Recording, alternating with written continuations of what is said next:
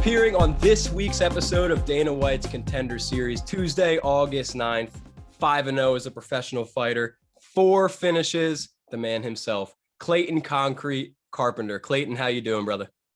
Doing well. It's good to see you. Yeah, you too, man. For real, thank you for joining. Appreciate it. I know you got a busy week ahead of you.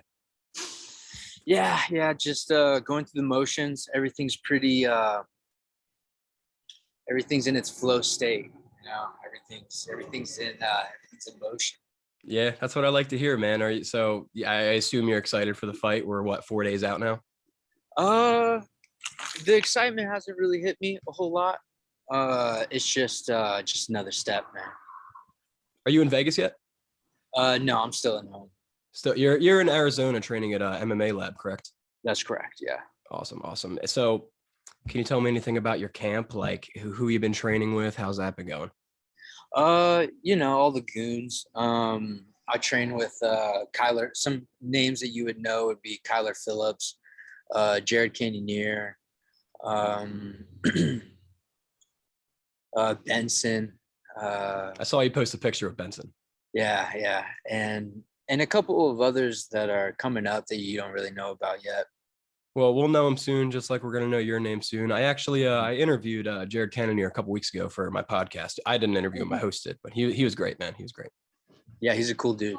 Yeah. So like I said, training at MMA Lab, getting ready with the best. Have you watched any tape on your opponent? How do you feel about Edgars?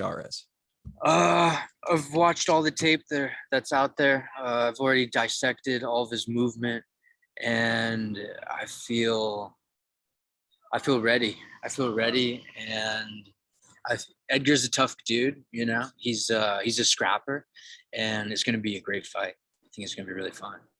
Yeah, man, I'm excited for it. I've been watching your tape. Obviously, you're a stud. Your last 2 fights, 58 seconds combined fight time. Insane. Right. 4 of your 5 wins are by finish. You've been flying through the LFA. What can we expect? What can Dana expect to see from you on Tuesday night? Let's see. Precision. And let's see. Airtight technique. And that's about it. Well, I mean, you know, Mr. McGregor loves his precision, so it seems to be the way to go. Yeah. McGregor's cool. It's all about being precise. I mean, based on your last win with the head kick knockout, pretty precise, man. So that was all flow state, man. That was all. I wasn't even thinking. The plan was to just get his hands up, you know. That was just like one step of the plan. And the amazing thing was like those, as my foot landed, like I was already like lining up other shots. And that's what I don't really remember, you know. That's what is just kind of like Zen flow state. I watched it afterwards. I'm like, Jesus Christ. Yeah, it just hit. It was just like you threw it and it was magic. It was just go, you know, because personally, I'm not trying to hit anybody after they're already knocked out, you know, but everything happens so quick, dude. It's fractions of a second that you need to jump in. And I was, like I said, I was in it. I mean, that's a very like respectable thing to say, because, you know, in a fight, it is up to the ref to stop it. But as you said, when you're fighting, you know, I've never fought, but I've trained a little bit. It's so hard to turn that trigger off with the adrenaline. And dude, have you ever been in like a sanctioned bout? Nothing sanctioned. I mean, I've trained with some guys who train and it. That's cool. I'm not trying to discredit it, but it's just different, you know. It's different when you're in go mode. You're in go mode. The closest thing I've come to that is I wrestled throughout middle school and high school. That's cool. But yeah, man, I can't even imagine being in there in a cage and like in front of LFA or on Tuesday in front of Dana White. Like, props to you guys, man. You guys are warriors.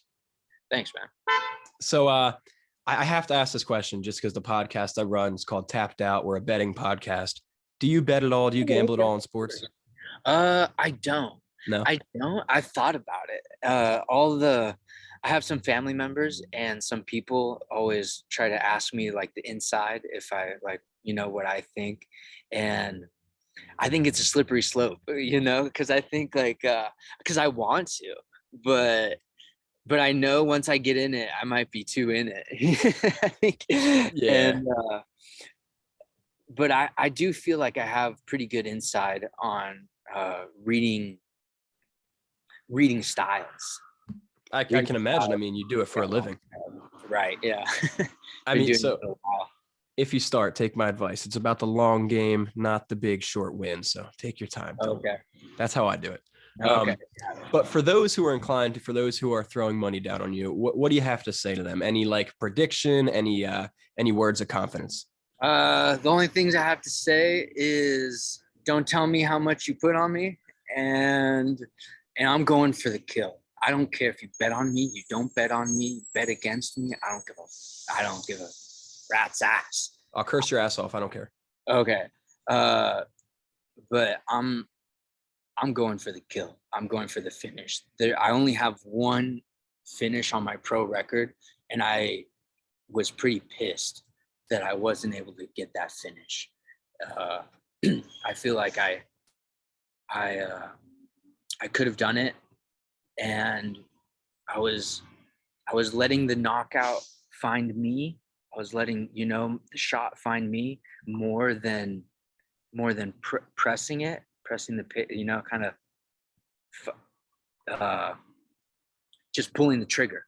I was waiting for my sign more than I was pulling the trigger, and after that fight, that's why I was over it. I'm like, I'm pulling this trigger, dude. I'm like, right out the gate, and that's what's really cool about Edgar too. Edgar don't care either, He's coming for that pocket too, and it's gonna be a lot of fun, man. It's gonna be really cool.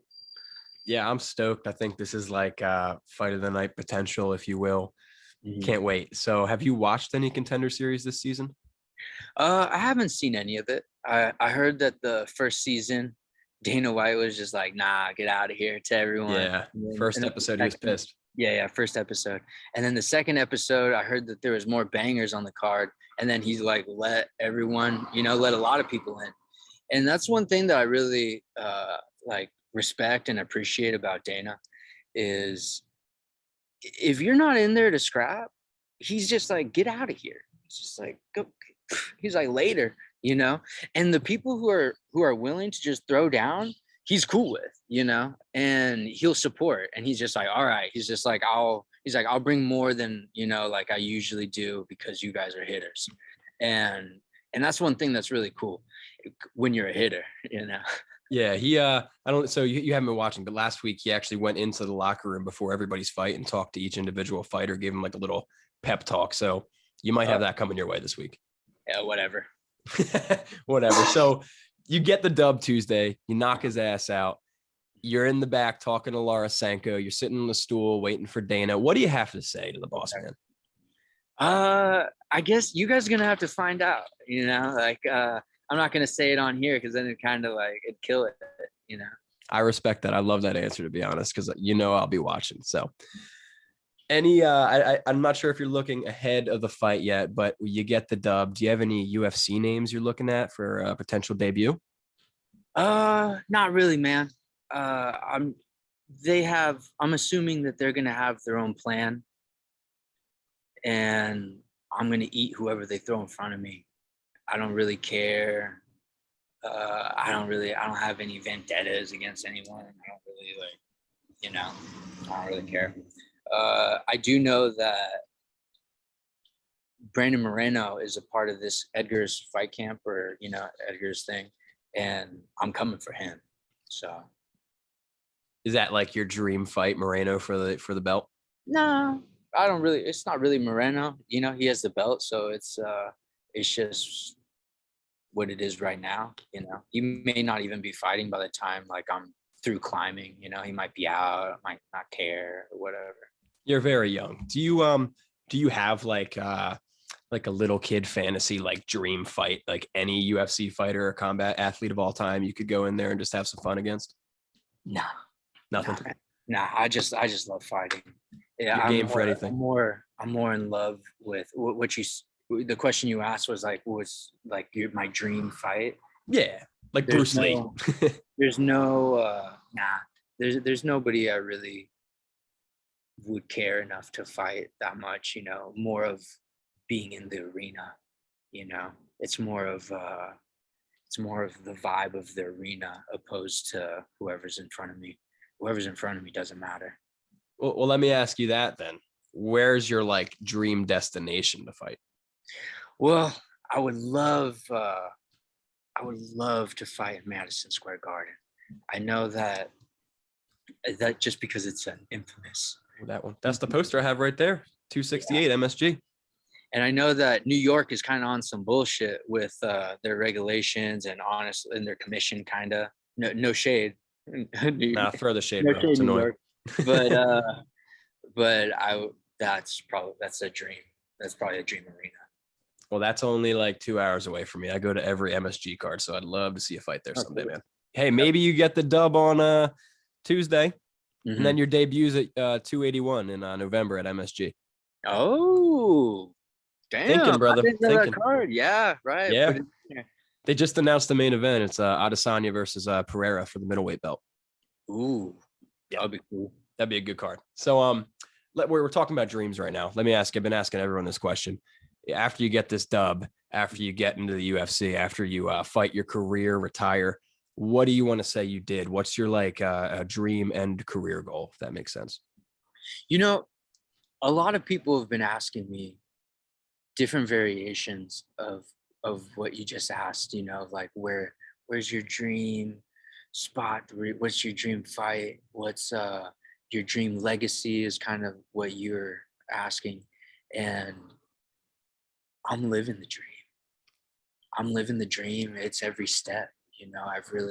I've fallen in love with the process, and I've quit looking so far ahead. I don't care what people think my legacy is. I have a few ideas of what it might be, but I'd rather my actions speak it, and then I'll just laugh at whatever the society wants to call it.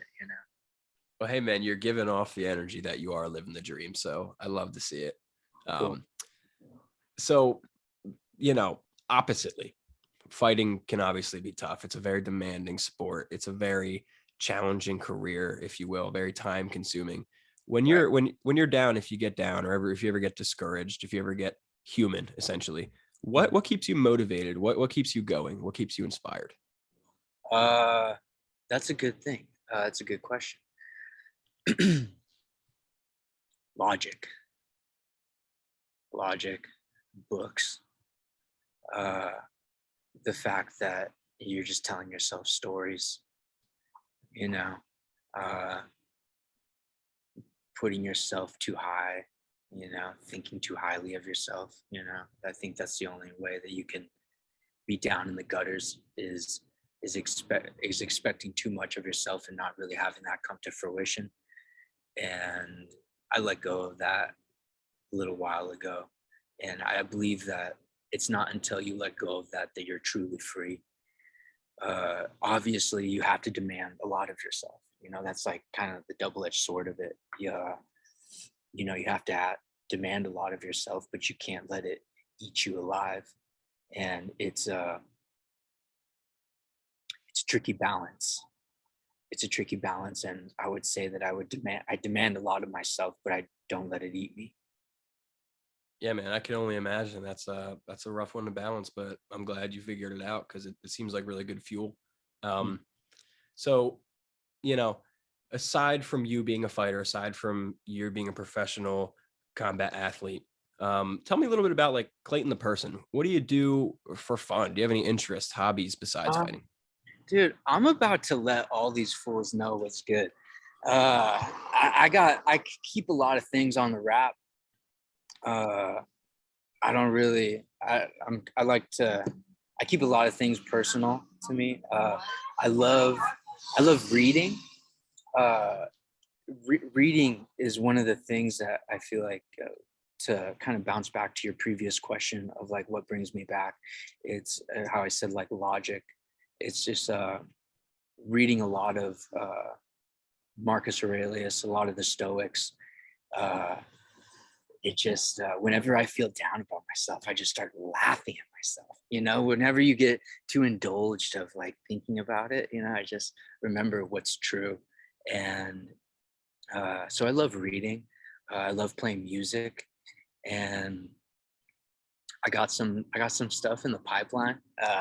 I played the cello for like 5 years when I was a little guy, and when COVID happened, I picked up the cello again, and I just started playing around, you know, having fun with it. And then after that, I didn't want to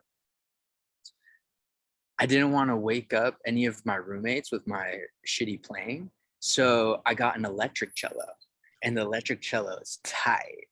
And I get to just because then it's easy, because then I can just put it in my headphones and it doesn't have to make any sounds.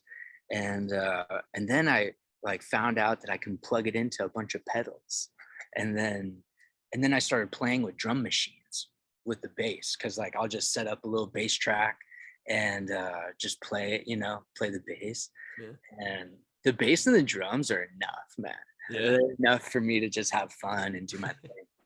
But so playing music's really cool. I like that. And playing music, reading. I do yoga. I love yoga. I love hiking. I do all kinds of stuff, man. I do so much stuff that I have to like tell myself to like chill out and focus on fighting, you know. But it's good though, because fighting isn't all of who I am. And I like to go out riding, ride some motocross, love motorcycles. I do more dirt than street. I'm staying off the street for my professional career, just so I don't encounter any hiccups. And I have enough fun on the dirt to where, you know, I don't have to worry about being run over. And let's see, I do canyoneering, which is basically, it's just a fancy way of saying that I move through the canyon, and I get to go see waterfalls that few ever get to see. And it's really beautiful, and it's a really euphoric, peaceful experience. I'm a big hiker outdoorsman. That sounds awesome, man. Arizona's beautiful. It is. We have really nice canyons. Sorry, I didn't want to interrupt. No, we interrupt each other. You're good. Go ahead. Okay. We have some really beautiful mountains, and the terrain changes from like you drive an hour, you're in a whole different spot. Another hour, you're in the woods. You know, another hour, you know, you could be back in the high desert. And it's really, I like the diversity. Yeah, man, that's great. So I just interviewed Karolina Wojcik, who's fighting on Contender Series with you. If you meet her backstage, she's a big motocrosser too. You guys could talk about that. Oh shit! Okay, yeah, nice. She's a badass. You guys are both going to get that contract. So before we get out of here, I just want to give you the opportunity. You're going to have a lot of eyes on you the next couple of weeks, win or lose. You're going to get the win. But do you have anything you want to say to all the people that are going to be watching you, to all your supporters, to all your new supporters? Like, any words? Don't blink. That's it.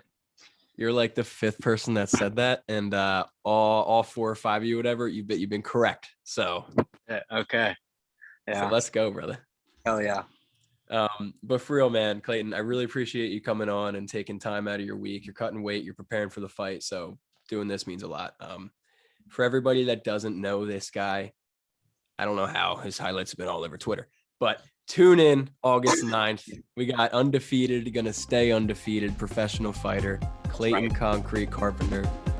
Clayton, thank you so much, man. Absolutely, man. Kick some ass on Tuesday, all right? Oh, you know it.